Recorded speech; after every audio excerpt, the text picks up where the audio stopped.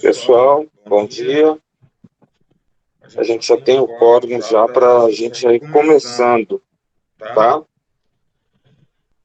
Então, estamos iniciando a aula de hoje, tá certo? A gente hoje pretende falar dos avanços das tecnologias digitais de informação e comunicação nos últimos 50 anos, tá? Hoje a aula não vai ser tão longa, tá certo? Não vai ser algo extensivo, mas a ideia vai ser a gente refletir sobre as perspectivas, tá? E vamos falar um pouquinho sobre as tecnologias de comunicação e informação, tá? Antigamente a gente costumava chamar de TIC, tecnologia de informação e comunicação. Geralmente a gente falava da TV, geralmente a gente falava do rádio, mas hoje, quando nós falamos das TD e C, levamos em consideração o mundo digital, né? E como digital, nós levamos em conta a integração dessas tecnologias de informação e comunicação, principalmente nos últimos 15 anos. A gente viu mais essa integração. Basta a gente observar hoje em dia um fenômeno que está acontecendo, que as antigas redes de televisão estão se tornando redes de streaming, né? Como a Rede Globo, ela há 15 anos atrás, ela tomou uma decisão de fazer a inclusão digital dela por um software chamado Real Player, que era muito difícil de se trabalhar. Ela perdeu muito espaço no mercado a partir de 2005, com a entrada do YouTube nessa discussão toda, né? Então ela foi ficando para trás e perdeu a corrida do mundo digital, né? E veja que dos últimos 7 anos para cá, eles estão tentando retomar esse posicionamento, né? Colocando o streaming, tá certo? Então hoje você tem a Globo Digital, né? Onde você pode pegar programações antigas de novela, você pode assistir antigos programas, você pode ver uma série antiga, a hora que você bem entender, através de sistema de streaming, tá? Então essa é uma tendência que não vai voltar para fora da caixa. Você chega hoje na casa das pessoas, as pessoas estão assistindo ou Netflix, ou Paramount Streaming, ou estão assistindo outros streaming, inclusive o Now da Net, né? Acabou e a gente vê que na Net agora existe só um streaming, né? Então veja que essa tendência pelas redes de TV e pelas redes de streaming estarem se fundindo é uma tendência cada vez mais forte e tem tudo a ver com a história das tecnologias digitais de informação e comunicação. Não sei se vocês se lembram, há 15 anos atrás, as pessoas estavam falando sobre a TV digital. A TV digital foi aquele alvoroço, aquela barulheira toda sobre a TV digital. A TV digital ela não foi para frente, tá certo? Não foi para frente. Você tem hoje o sistema digital, tá em cidades como Fortaleza, mas basicamente o sistema digital que nós temos aqui em comparação com os aparelhos que já vêm com o sistema digital embutido, tá? Então, a ideia daquela TV digital que se tinha no passado, ela, de uma certa forma, falhou, tá certo?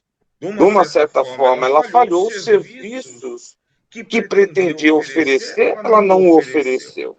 No entanto, os aparelhos de TV que vêm hoje em dia já vêm com a estrutura digital própria, tá? Assim como celulares, assim como tablets. Então, veja que isso é um fenômeno de mercado, e não só um fenômeno de mercado, mas é um fenômeno cognitivo, tá?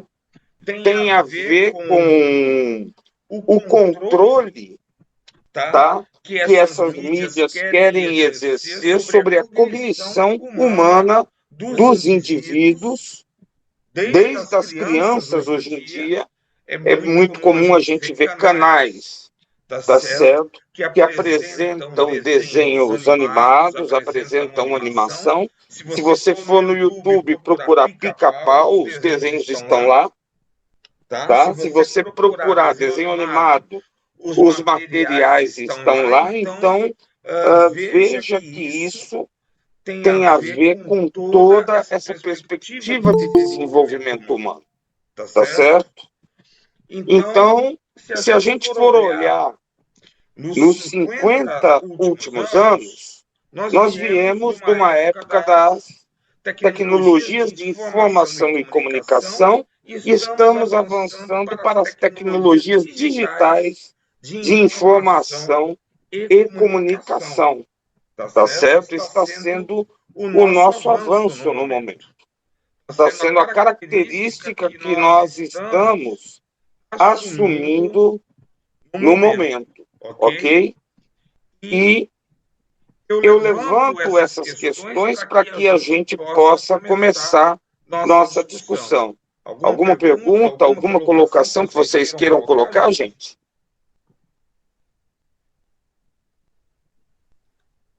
Posso avançar? Então,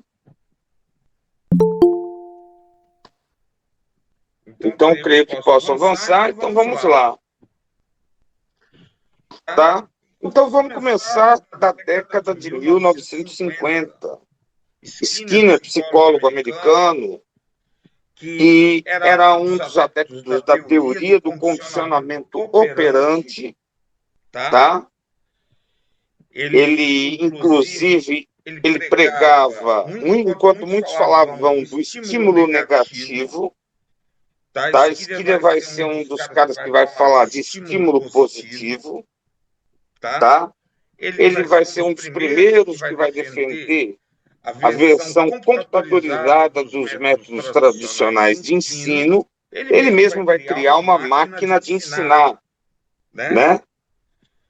Nessa perspectiva de Skinner, né? Geralmente o estudante é um ser passivo, tá? O computador, a televisão ou qualquer máquina de ensinar, ela apenas ensina o aluno, tá? O modelo dele vai ser um modelo behaviorista, com tutoriais, com exercício e prática, tá? Tem colegas nossos entrando aqui, tá? Deixa eu só dar pronto. Então vamos lá. Aqui, se a gente for pegar esse vídeo aqui, a gente for dar uma olhada, seria interessante a gente ver um pouquinho do vídeo aqui. Eu estou até carregando ele agora. Vou tirar só um pouquinho. Vou tirar só um pouquinho a apresentação e vou colocar agora o vídeo do Skinner, para que a gente possa ouvir um pouco. These young people are studying in a new way. Tá? Class in spelling, It might as well be arithmetic or algebra or grammar, or in fact anything involving the use of words or symbols. Each student is using a teaching machine, a device which creates vastly improved conditions for effective study. What are teaching machines? How are they used? What can they teach? Who prepares the material they teach? And how does this material differ from textbooks, lectures, and educational television? What impact will machine teaching have on school organization? Some of these questions can be answered in at least a preliminary way. Então, o título do filme é Aprendizagem Programada. Essa é a máquina de ensinar do Skinner. I am B.F. Skinner, professor of psychology at Harvard University. I should like to discuss some of the reasons why studying with the help of a teaching machine is often dramatically effective. With the machine you have just seen in use, the student sees a bit of text or other printed material in a window. This may be a sentence or two or an equation in arithmetic. Some small part is missing, and the student must supply it by writing on exposed strip of paper. This response may be the answer to a question or the solution of a problem, but generally it is simply a symbol or word which completes the material he has just read. As soon as the student has written his response, he operates the machine and learns immediately whether he is right or wrong. This is a great improvement over the system in which papers are corrected by a teacher, where the student must wait perhaps till another day to learn whether or not what he has written is right. Such immediate knowledge has two principal effects. It leads most rapidly to the formation of correct behavior. The student quickly learns to be right. But there is also a motivating effect. The student is free of uncertainty or anxiety about his success or failure. His work is pleasurable. He does not have to force himself to study. A classroom in which machines are being used is usually the scene of intense concentration. One function of a teaching machine, then, is to give the student a quick report on the adequacy of his response. This is important not only for efficient learning, it generates a high level of interest and enthusiasm. Another important advantage is that the student is free to move at his own pace. With techniques in which a whole class is forced to move forward together, the bright student wastes time, waiting for others to catch up. And the slow student, who may not be inferior in any other respect, is forced to go too fast. Not quite completing one day's assignment, he is even less likely to complete a second. And he gets farther and farther behind, and often gives up altogether unless remedial steps are taken. A student who is learning by machine moves at the rate which is most effective for him. The fast student covers a course in a short time, but the slower student, by giving more time to the subject, can cover the same ground. Both learn the material thoroughly. A third feature of machine teaching is that each student follows a carefully constructed program, leading from the initial stage where he is wholly unfamiliar with the subject to a final stage in which he is competent. He does this by taking a large number of very small steps, arranged in a coherent order. Each step is so small that he is almost certain to take. Vocês estão até comentando já, né? Deixa eu colocar aqui a apresentação onde nós estávamos. Tá? Então, se a gente for olhar agora, tá certo? Ele fala de empolgação, entusiasmo. Acredito que isso venha apenas do fato de ser uma novidade, não pela máquina em si, pois a década de 50 é de grandes avanços tecnológicos em que todo dia brota um aparelho ou máquina experimental mirabolante. Tá? Eu não sei se é pelo fato da máquina em si, pela empolgação da máquina, ou não. Eu não posso nem dizer isso. Tá? Eu não posso sequer dizer sobre isso alguma coisa. tá? Mas ele fala algumas coisas que são importantes, tá? Ele fala da questão do ritmo próprio que cada estudante pode desenvolver e também ele fala sobre a instrução programada. De alguma forma, para que vocês estivessem na universidade, vocês utilizaram elementos da instrução programada. Ou se teve algum concurso público em que vocês foram aprovados ou não, vocês passaram pela instrução programada, tá? Seja pelo estudo de apostilas, tá certo? A apostila, de uma certa forma, é uma máquina de ensinar. Quando você usa a apostila, tá? A forma como você vai utilizando e resolvendo os exercícios da apostila funciona como uma máquina de ensinar, tá? Bom dia, Juliano, seja bem-vinda.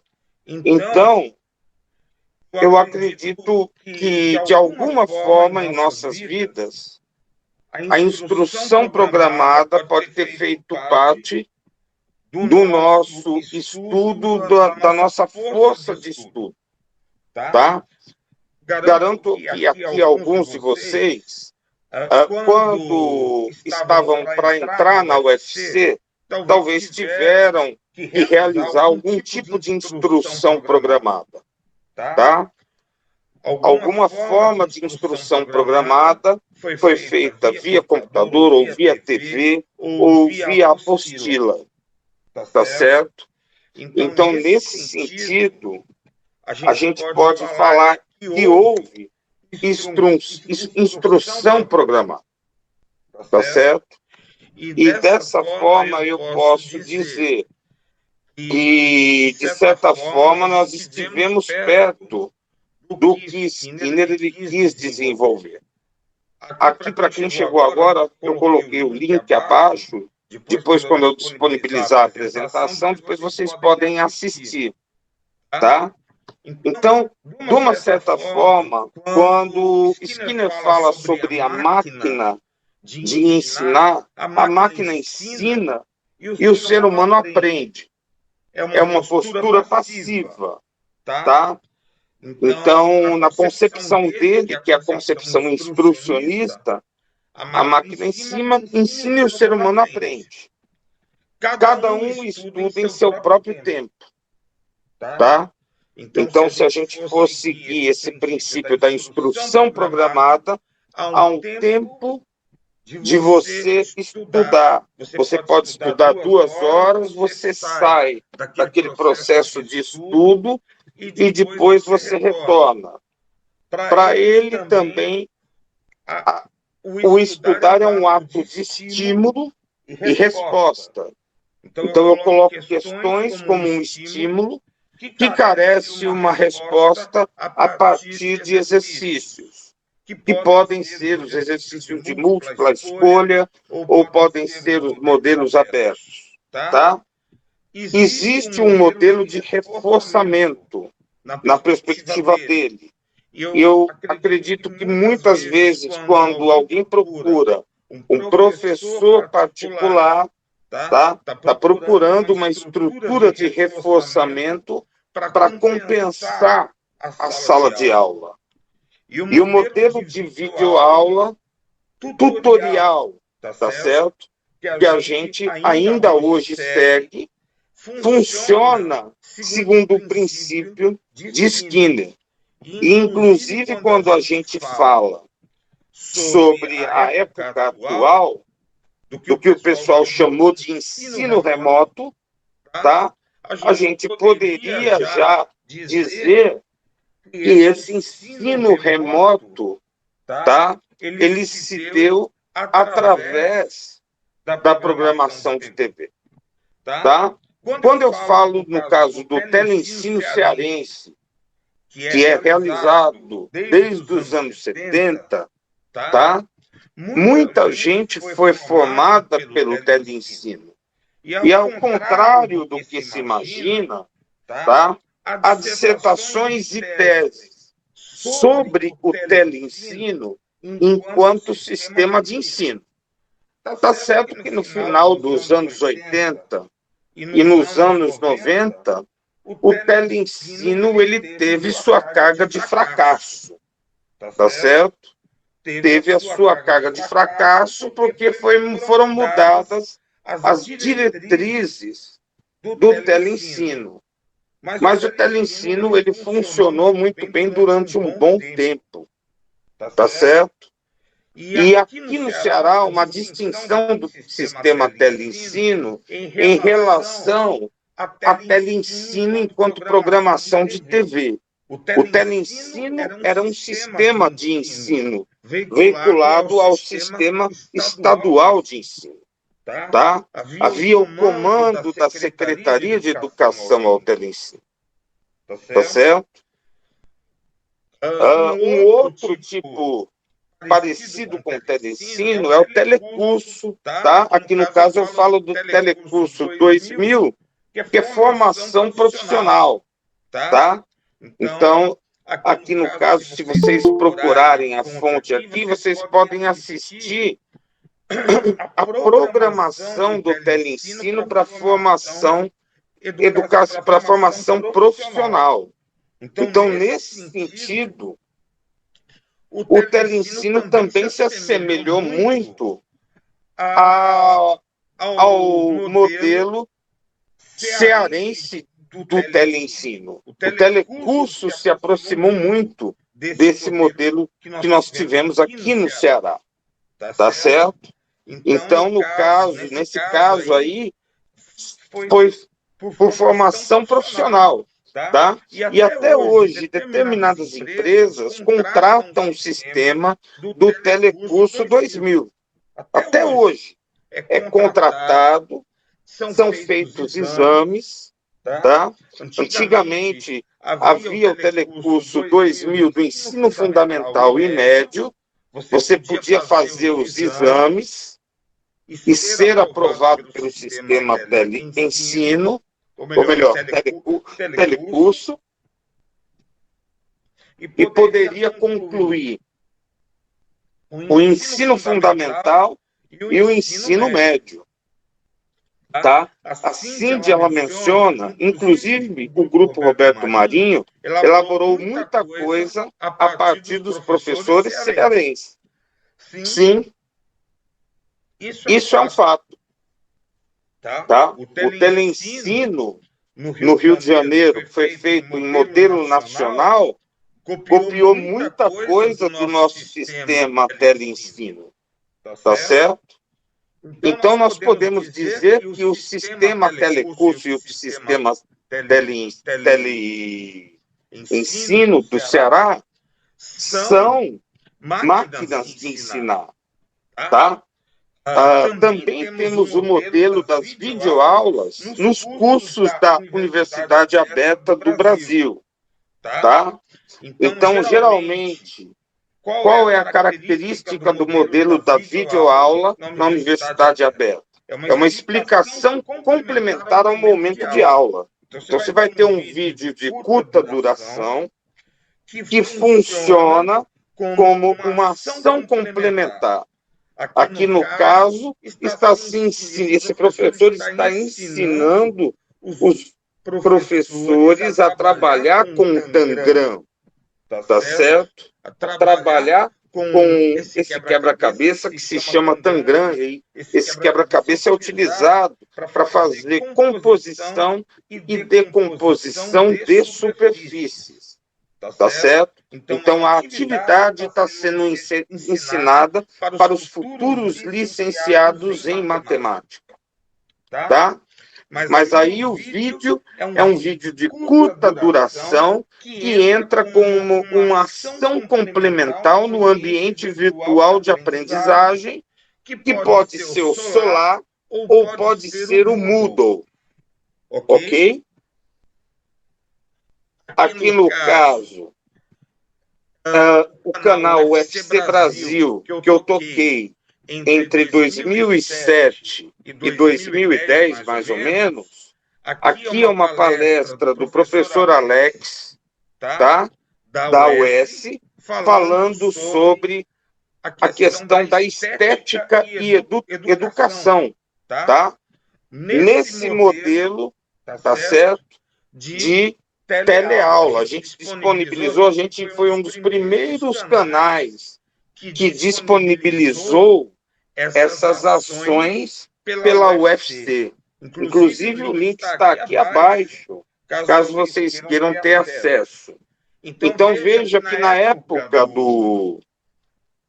da origem do YouTube, então, o sistema tele, de certa forma, foi algo que nós todos começamos a trabalhar também, tá? Eu poderia falar sobre o curso de videoaulas que nós trabalhamos, tá? Pela UFC, poderia falar sobre o canal de hoje do LabPan, tá certo? No qual nós gravamos as nossas aulas e disponibilizamos para vocês a posteriori, tá? Então, hoje, nós trabalhamos também nessa perspectiva, tá certo? Então, se a gente for olhar, a gente trabalha essa perspectiva. Muitos de vocês que deram aula durante esse período, seja no ensino fundamental, seja no ensino médio, seja em escolas menores ou creches, tá? Vocês, durante a época da pandemia, recorreram ao à utilização de aulas remotas, tá? E a utilização dessas aulas remotas foi um pouco de máquina de ensinar, tá? Se transformou num pouco a ideia da máquina de ensinar de Skinner, tá?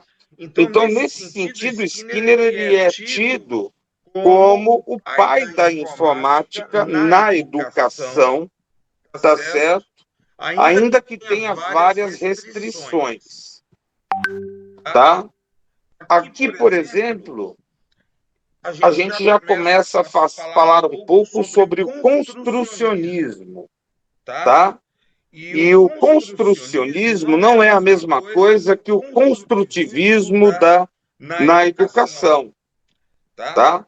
A gente está falando já sobre questões de designer educacional.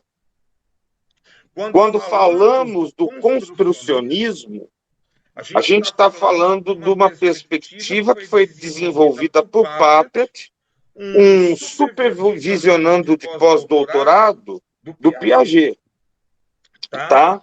Então, dentro dessa perspectiva, nós temos o construcionismo que, diferentemente da instrução programada, foi desenvolvido por Papert, um matemático sul-africano, desenvolveu a linguagem Logo baseado na teoria de Piaget, no MIT, tá? Ele apresenta um novo paradigma em que a criança ensina o computador. Então, agora nós temos a máquina da criança. Então, ele coloca a criança como aquele sujeito que pode ensinar o computador, tá? Então, quando a criança programa no Logo, ele está podendo ensinar o computador, tá? E dentro dessa visão, o modelo é um modelo de ensino construtivista, enquanto o aluno faz uma modelagem e exerce o poder da programação, tá? Daqui a pouco a gente vai para o Logo, tá? Então, dentro dessa visão, o construcionismo, ele vai favorecer a ideia da máquina das crianças, tá? Que eu chamaria de máquina do usuário, tá? A máquina da pessoa, tá certo? A perspectiva é, entre aspas, a criança ensinar a máquina, tá? E se trabalha nessa perspectiva o estudo reflexivo. Então, vamos ver um pouquinho o logo. Eu vou tirar a apresentação aqui novamente, tá? E vou carregar a linguagem logo para que vocês possam visualizar, tá? Então, eu vou carregar a linguagem logo para que nós possamos visualizar, tá? Espera só um pouquinho aqui que eu tenho que... Deixa eu ver se eu acho aqui com facilidade a linguagem logo, tá? Então, aqui no desktop meu, tá certo? Eu tenho várias coisas, estou procurando aqui o logo. Espera aí. Achei. Então, agora eu estou abrindo o logo e vou compartilhar com todos vocês o meu logo aqui, tá? Então, vamos lá. Então, agora estou carregando o logo aqui em duas janelas. Ok? Então, aqui é a janela em que eu visualizo os comandos. E aqui eu entro com os comandos aqui, nessa outra janela, que é a janela de comandos. Então, vamos fazer vamos primeiro mostrar uma coisa. Vocês estão vendo o cursor aqui no centro? É uma tartaruguinha, tá? Essa tartaruga representa a máquina. A criança, vamos fingir que eu sou a criança, estou comandando a tartaruga, tá? Então, eu posso colocar para frente 100 passos, tá? A tartaruga foi para frente 100 passos. Para a direita, 90 graus. Fiz com que a tartaruga virasse 90 graus. Para frente, mais 100 passos. Tá certo? Para a direita, a tartaruga vai virar 90 graus. Ok? Para frente, 100 passos. Para a direita, 90 graus. E para frente, 100 passos. Tá? Eu quero que não use nada, tá? Eu vou desligar o lápis e vou pedir para que ele vá para frente 100 passos, tá? Então, veja, a minha tartaruga conseguiu desenhar o quadrado, tá? Eu poderia ter cometido um erro, tá? Se eu cometesse esse erro, eu teria que corrigir o erro. Então, agora eu vou pedir para usar o lápis para frente 100. Opa, eu digitei errado. Ele não vai obedecer a digitação errada. Também não me obedeceu porque o meu use lápis foi digitado errado. Use lápis para frente 100. E agora sim, ele traceja, né? Para a direita, vamos dizer que eu coloque, por engano, 95 graus. Fiz a tartaruga fazer 95 graus. Daí, para frente, eu boto 100. Tá?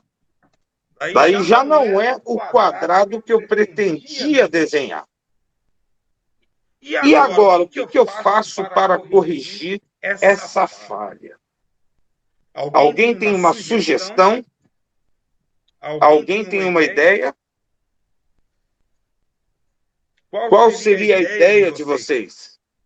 Como que a criança vai resolver essa questão?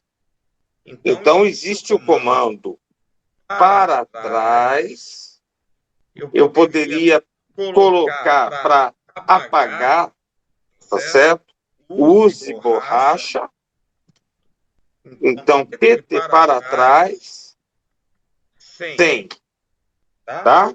E agora eu vou corrigir para a esquerda, 5 graus, tá? Corrigir. Então, agora, use lápis para frente, 100. Ah, agora está fazendo certo, né? Tá certo? Então, para a direita, 90, tá? Para a frente, 100. Para a direita, 90. Para a frente, 100. Tá? Então, veja, agora vou colocar usinada para frente. Vou pedir para ele usar nada. Para frente, 100. Tá? Então, veja que eu consegui fazer a atividade, corrigir a atividade quando ela estava errada, tá? Então, veja bem, a ideia de colocar a criança diante da máquina de ensinar, ela mexe com um paradigma escolar, que é o erro. Para muitos professores, o erro é visto como algo inusitado, tá certo? Para muitas pessoas, o erro é visto como algo ruim. Mas na perspectiva construcionista, eu posso errar e posso refazer a atividade. Então, o Sócrates, como louco, ele trouxe um paradigma novo no final dos anos 70, início dos anos 80, tá? Nessa época também nós tivemos o Cabri Geometri, tivemos o que é um precursor do GeoGebra, tá? E alguém quer perguntar alguma coisa, falar alguma coisa, fique à vontade.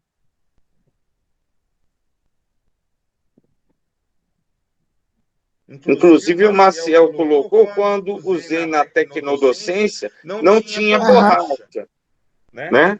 Alguém gostaria de falar alguma coisa? Fique à vontade. Alô? Alô? Acho que alguém queria falar, mas o microfone não veio. Professor, isso é interessante porque, diferente do modelo instrucionista, a criança não vai ter a orientação da máquina quando errar. Ela vai ter que perceber por si mesma que Exatamente. Aí, dependendo do objetivo dela, ela vai corrigir. É muito Exatamente. Então, veja só, no instrucionismo não tem tentativa e erro. Tá? E aqui, o que é importante é a tentativa e erro. Quando você erra, você tem a possibilidade de aprender bem mais. Essa é a perspectiva construcionista. Tá certo? Então, eu, como professor, passo a ser o quê? Passo a ser um orientador de aprendizagem. Eu passo a ser um mediador. Eu não vou dar a resposta para a criança. Eu tenho que deixar a criança quebrar a cabeça. Isso quebra com o paradigma da nossa escola brasileira tradicional, tá? No qual o erro ele é muito mal visto. Aqui você precisa ter o erro para poder ter uma aprendizagem. É isso que é um desafio, tá? Nesse sentido, nós temos uma possibilidade de aprendizagem reflexiva, tá certo? Então, voltando à apresentação que estávamos fazendo, eu creio que eu fechei a apresentação. Deixa eu só... Pronto, ela está aqui, mas só que não está maximizada, tá? Então, a possibilidade da gente aprender com os erros é fundamental, tá? Segundo essa perspectiva, tá? Deixa eu ver se está carregando aqui o vídeo, tá? Então, veja que a ideia ela é bem mais emblemática. É diferente da ideia de Skinner. Mas eu não jogaria a ideia de Skinner fora também. Porque, de alguma forma, nós utilizamos ainda. Tá? O que eu faria seria o quê? Trabalhar a ideia de Skinner dentro de uma perspectiva, tá? Juntamente com a perspectiva construcionista. Tá? Então, eu trabalharia a ideia da instrução programada juntamente com a ideia do construcionismo. Ok? Esse é um desafio que, por exemplo, a gente tem feito. Inclusive, o Papert ele morreu recentemente. Não faz mais que 3 anos que ele faleceu. Tá certo? Não faz mais que 3 anos que ele faleceu. Tá? Temos também uma outra perspectiva de uso dessas tecnologias. A perspectiva clínica, na qual nós temos o neurofeedback e o biofeedback. Tá? Dentro dessa perspectiva do neurofeedback, nós pretendemos usar a tecnologia para deixar a pessoa em um estado mental favorável para receber a aprendizagem. Tá? Nós sabemos que quando nós colocamos o estudante, porque quando o estudante ele chega na sala de aula, ele chega geralmente agitado. Tá?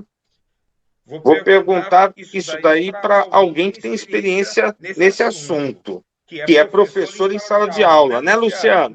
Né, Juliana? Você poderia falar por que o aluno ele chega muitas vezes na sala de aula agitado?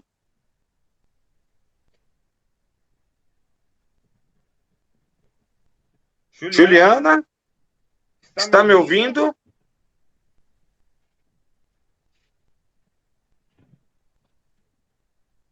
Alô?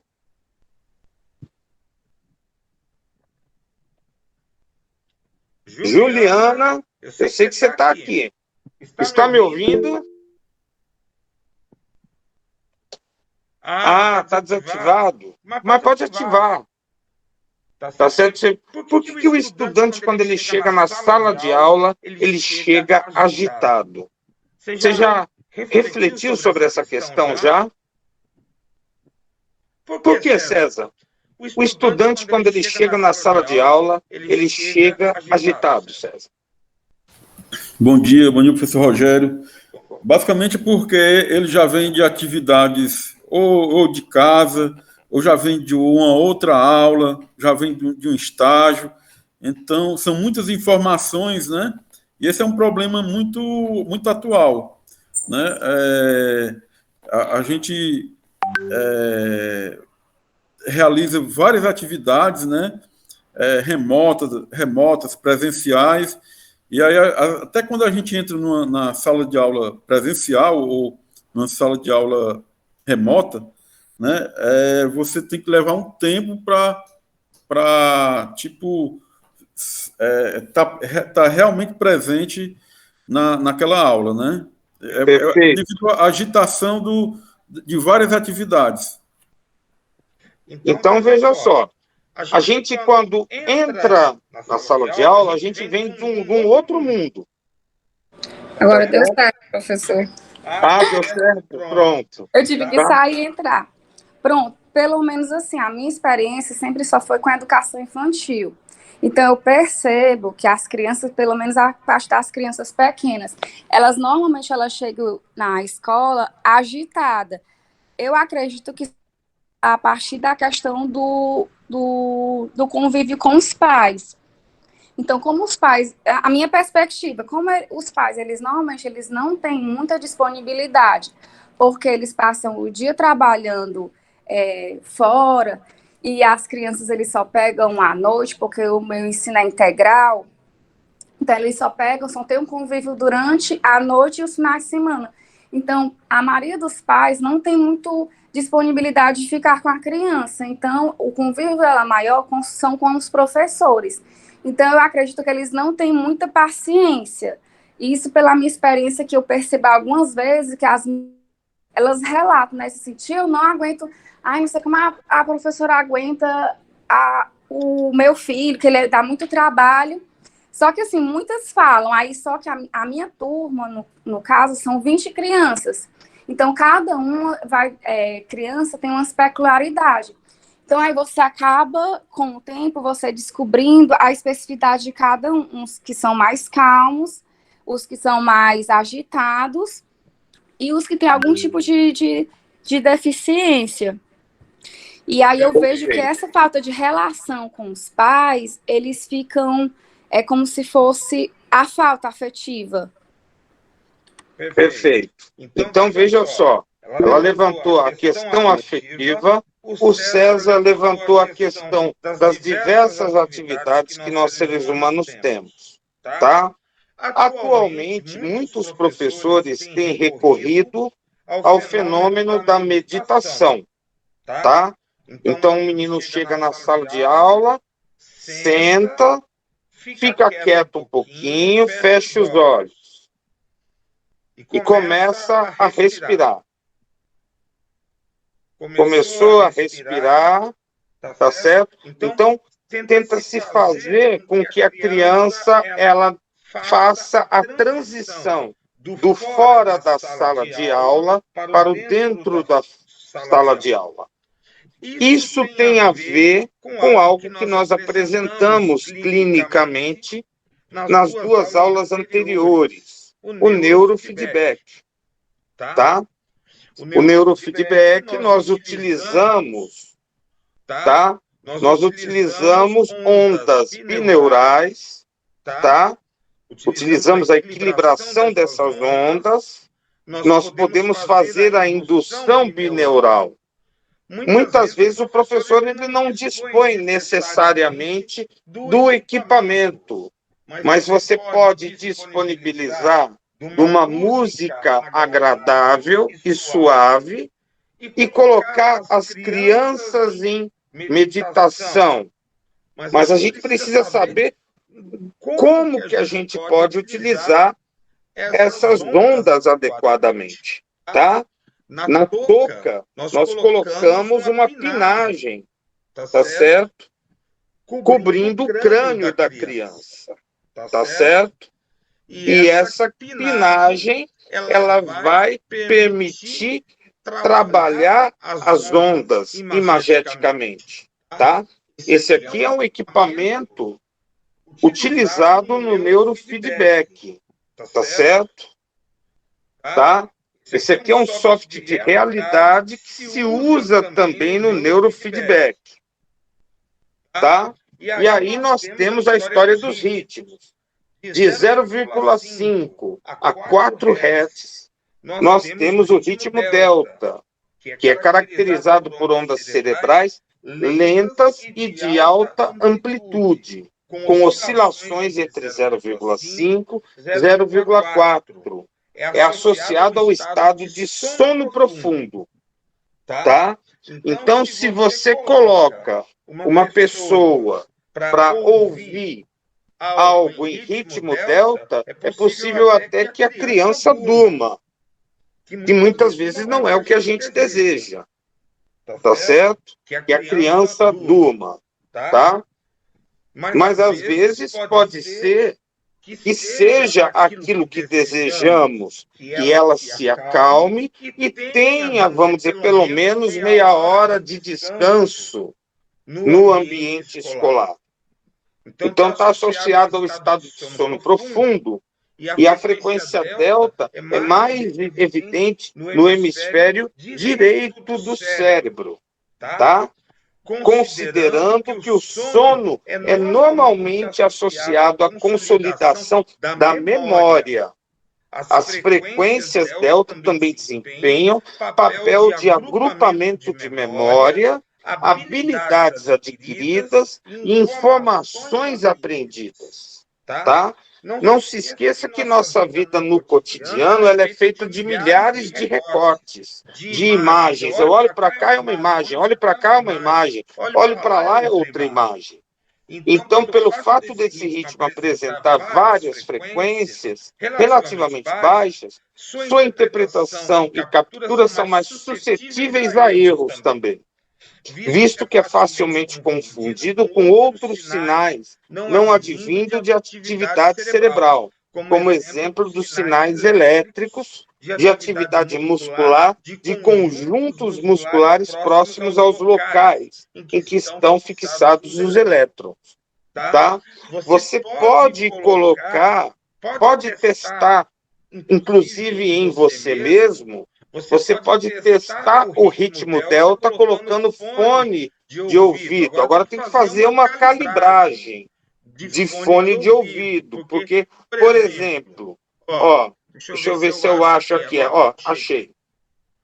Aqui, ou melhor, nessa imagem aqui, deixa eu voltar. Nessa imagem aqui, nós temos o som com 500 Hz de um lado e 510 Hz do outro lado. A diferença entre esses sons é 10 Hz, tá? Então, a batida bineural para 10 Hz, tá? Equivale à batida alfa, tá? Que é relaxamento, calma, você fica... No pensamento alfa, você tem o pensamento abstrato, estimula também o sistema imunológico, tá? Então, veja bem, muitas vezes o que você deseja não é um ritmo delta, tá? Nem muitas vezes um ritmo necessariamente teta. Às vezes você quer um ritmo alfa, que a pessoa esteja concentrada, tá? Para realizar a atividade um pouco relaxada. Então, a atividade oscilatória dentro da faixa de 8 a 12 Hz, a faixa alfa, a geração desse ritmo ocorre nas regiões corticais posteriores, que incluem a parte occipital, parietal e temporal posterior. Este ritmo indica estado de relaxamento com baixo nível de concentração, assim como pode estar relacionado com funções sensoriais motoras e de memória. A presença desse ritmo pode ser facilmente notado quando o indivíduo fecha os olhos, mas ele está acordado. Esse comportamento faz pesquisadores afirmar que o ritmo alfa não passa de um estado de espera produzido pelas regiões do cérebro relacionadas à visão, tá? Então, quando a gente tem aquele movimento dos olhos para a direita, para a esquerda, levemente, nós estamos num ritmo alfa, tá certo? Você está sonolento, mas não está num estado de sono profundo, tá? Ritmo teta, de 4 a 8 Hz. Ondas com oscilações de 4 a 8 Hz são associadas ao acesso ao inconsciente, meditação profunda, inspiração criativa, aparecendo na transição do estado consciente para o estado de sonolência. A frequência teta também é associada a processos cerebrais subjacentes, a carga mental de trabalho ou memória operacional pode ser registrada em todo o córtex, indicando que é gerado por uma ampla rede envolvendo áreas pré-frontais, mediais, córtex temporal, central, parietal, medial. Aparentemente, teta serve como frequência de portadora para processamento cognitivo em regiões do cérebro que estão mais distantes. Então, o ritmo θ é quando eu quero que o sujeito seja criativo, tá? Então, eu procuro favorecer esse ritmo, tá? O ritmo beta. O ritmo beta é uma oscilação entre 12 e 25 amperes. É gerado na região posterior, tanto quanto anterior. Está normalmente associado aos estados de atenção, pensativo-ativo, foco, resolução de problemas. O ritmo beta é bastante evidente no planejamento e execução de movimentos, inclusive quando o indivíduo está observando o movimento de outra pessoa. O cérebro imita os movimentos dos membros dos outros, indicando que há uma intricada relação do sistema de neurônios espelho. Então, nós estamos vendo uma pessoa fazendo alguma coisa, o cérebro vai seguir o ritmo daquele sujeito. Vai seguir o ritmo daquele sujeito. Ritmo gama, com frequência superior a 25 Hz. Não é muito comum evidenciá-lo. Apresenta baixa amplitude, normalmente menor que 2 microvolts. Juntamente com o ritmo beta, é associado a atenção, percepção e conhecimento. Tá? O ritmo gama acontece em atividades que eu preciso a ação máxima. Então, você está sendo assaltado, você está passando por uma ação de perigo, você vai entrar num ritmo gama, tá certo? Então, a gente precisa, muitas vezes, entender que também podemos fortalecer esses processos, tá certo? E, por exemplo, num ritmo delta, como nós apresentamos anteriormente, tá? Você vê que nós temos uma frequência menor, mas uma amplitude maior. Num ritmo gama, as frequências são menores e as amplitudes são menores, tá? Então, nós podemos, através de uma boa música, através de um relaxamento, propor isso. Então, podemos usar a tecnologia também nesse sentido bineural. Nas próximas aulas, eu pretendo falar mais sobre isso, tá? Porque é algo que a gente está começando a discutir agora, tá? Dentro das práticas educativas digitais, que são as ações que a gente realiza, tá? Dentro das práticas culturais digitais, as práticas educativas digitais, eu permito promover fenômenos de aprendizagem, permito promover fenômenos de ensino e devo permitir a promoção de fenômenos de currículo, tá? Também há fenômenos de avaliação, gestão, de contexto de políticas educacionais e movimentos sociais, tá? Nós vimos, semana passada, um pouco o Vygotsky, tá? Para entender melhor o corpo humano. Nós passamos as atividades para que vocês compreendessem essas áreas do cérebro, tá certo? Falamos um pouco também sobre o arco reflexo, tá? E sobre a anatomia da coluna vertebral, tá certo? Que a gente, dependendo até do como é feito o contato com essas regiões, a gente pode ter, tá? Situações de alívio no corpo humano, tá? E, por fim,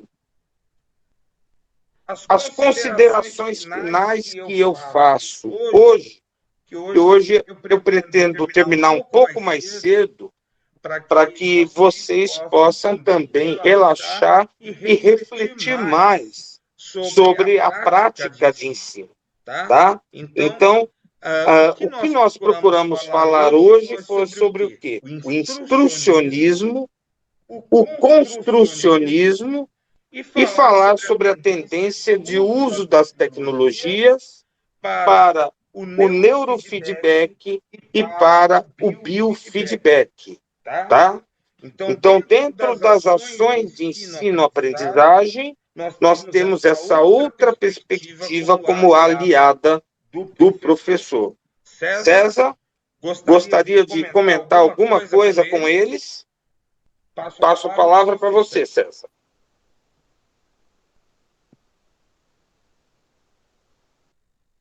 Alô, César? Olá. Desde o início da aula, né, uma coisa que a gente precisa trabalhar muito, que me chamou a atenção no construcionismo, é a questão do erro, né? Às vezes nós temos uma cultura de acertar de primeira, né? E, exemplo, em outras culturas, o erro é um processo de aprendizagem, né? Claro que é um processo de aprendizagem, mas o erro é valorizado, né? Às vezes aqui no processo de aprendizagem a gente erra uma vez, duas vezes, três vezes, tem muito o estigma de que a gente não vai acertar, não.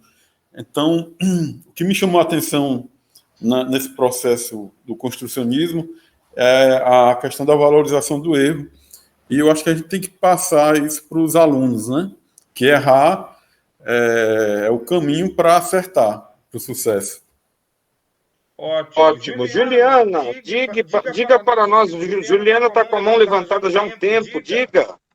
É porque, professor, me chamou a atenção quando o professor estava falando sobre a questão dos processos, né, delta, alfa, e aí eu lembrei justamente do momento lá na creche da questão do som, porque eles precisam, e diferentemente de você não querer, é intencional. A intenção, quando eles têm o horário de sono, de eles dormirem, né, adormecerem, justamente para eles relaxarem, né, numa parte durante o dia. E aí o professor, nas suas falas, aí eu lembrei que eu utilizo, né, a questão das canções de ninar, porque tem uns que tem mais dificuldade, então eu coloco um pouco mais baixo, né, as musiquinhas, aquelas músicas de ninar, e aí alguns vão adormecendo sozinhos, outros vão ficando com o olhar, né, virando, querendo adormecer aos poucos, e outros precisam até ser você fazer individualmente para poder eles conseguirem adormecer. E aí eu fiquei, desde o começo, aí na verdade seria até uma pergunta, fiquei observando qual seria o estágio, aí eu pelo menos a minha conclusão, né, é que vai passando pelos estágios tudinho até chegar o final, né, que é a questão de eles adormecerem. Mas aí eu fiquei até na dúvida, depois que o professor falou sobre a questão de... Exato. Você está raciocinando corretamente. Você passa por todos os estágios até chegar ao estágio delta, dependendo da música que você coloca. Mas você pode observar, tá certo, que você pode fazer com músicas diferentes determinados estágios, tá? Uma música no estágio delta, ela bate um grave mais baixo, tá? Porém, ela envolve uma ondulação maior, tá certo? Então, você pode colocar uma música mais lenta sem que ela seja uma música mais ritmada. Por exemplo, temos músicas instrumentais que são utilizadas para agitar o momento no teatro, tudo mais, para criar emoção de agilidade, tá? Então, por exemplo, se eu coloco uma música de fuga, tá? Então eu falo uma fuga em Bach, por exemplo, o porquê que ela se chama fuga? Porque numa fuga você tem aquele momento de agitação, tá? As músicas que a gente vê no desenho animado, por exemplo, do Pica-Pau, por exemplo, Aquelas músicas que a gente escuta no desenho animado do Pica-Pau são músicas de fuga. Então, se você as colocar, você vai agitar o cérebro da criança. Você vai agitar. No entanto, quando você coloca uma música tentando colocar uma situação de calma, uma ondulação lenta, tipo na cantiga de Niná, nós já estamos indo para delta. Tá certo? Então, veja que essas tecnologias, elas podem ser utilizadas conforme o ritmo que você desfere, tá? E você, como professor, tá, pode ditar como essas tecnologias elas são passadas. Se eu falo, por exemplo, com um aluno de forma mais brusca, mais rápida, tá? Por exemplo, como eu falei agora, vocês de repente se assustam, tomam um solavanco, tá certo? Então eu posso ir de uma forma mais lenta, tá? Eu posso ir de modo mais lento, mas eu não posso ser hipnótico. Prestem bem atenção. Vamos todos dormir, tá? Então a gente tem que ter muito cuidado com o ritmo que a gente vai empreender. Isso também é o papel das tecnologias dentro do contexto da sala de aula, tá certo? Já bateu o sono, né, Thaís? Tá? Mas aí vocês podem fazer seleções musicais para que vocês possam usar com os alunos de vocês. E a disciplina de meditar na sala de aula pode ser um aliado ao professor durante o processo de ensino. Você quer discutir um conteúdo complexo, é melhor uma criança que esteja bem relaxada. Veja bem, uma coisa que foi interessante que aconteceu na minha vida, o meu moleque, né, ele estava com 9, 10 anos de idade, e eu percebia que ele odiava ir de manhã cedo para a escola, tá? Mas a minha ex-esposa foi criada naquele modelo paulistano, que 7 horas da manhã a gente tem que estar de pé, tudo mais, né? Ela insistia nisso, mas ele começou a ir mal na escola. Daí um dia eu conversei com ela e discuti por que a gente não muda o horário dele para tarde, para ele dormir mais de manhã. Porque ele dormindo mais de manhã, se ele tiver um sono melhor, isso vai favorecer o desenvolvimento dele e o crescimento dele, tá? Então mudamos para o horário da tarde. Ele dormia pela manhã até lá pelas 8h30, 9 horas. Daí ele ia fazer a lição de casa. E quando era 1h da tarde, ele ia para o colégio, tá? De repente, as notas dele melhoraram, assim, de uma forma fantástica. Foi uma melhoria da água para o vinho, tá? E, de fato, eu acho que não faz muito sentido aqui no Ceará, um local que é tão quente, tá? Que, vamos dizer, a previsão do tempo mostra que a temperatura do dia vai ser 32 graus todo dia, tá? Não faz sentido a gente forçar a criança a ir cedo para a escola, tá? Então, se nem a gente, que é muitas vezes professor, tudo mais, a gente quer estar chegando no trabalho 7 horas da manhã, tá certo? Podem o povo falar o que for, tá certo? Nós percebemos que houve uma melhora no desempenho dele só com esse simples fato da gente mudar o horário de estudo dele para o horário da tarde. Ele fez daí o ensino médio todo à tarde, tá? E um detalhe, isso tudo favoreceu o crescimento dele, de tal forma que ele hoje tem 2,4 metros de altura, né? Então, favoreceu o crescimento dele. Então, quando você tem uma qualidade de sono, e qualidade de sono, eu digo, não é dormir muito, mas é você entrar num estado delta, e você poder descansar, poder sonhar, você poder fazer várias coisas, tá? Então, é uma possibilidade interessante. Tá certo, gente? Tá? César, gostaria de comentar mais alguma coisa? Não, só para dizer que essa questão do sono e da música são importantes, né? E a gente pode aplicar em sala de aula, né? Para melhorar a aprendizagem dos alunos. E agradecer a presença de todos, né? A gente está aqui e colocar o nome completo e o número da matrícula aí para a gente. Eu já peguei o nome. Finalizar, né?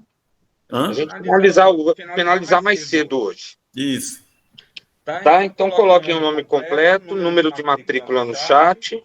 Na próxima aula a gente já vai discutir as tecnologias do futuro.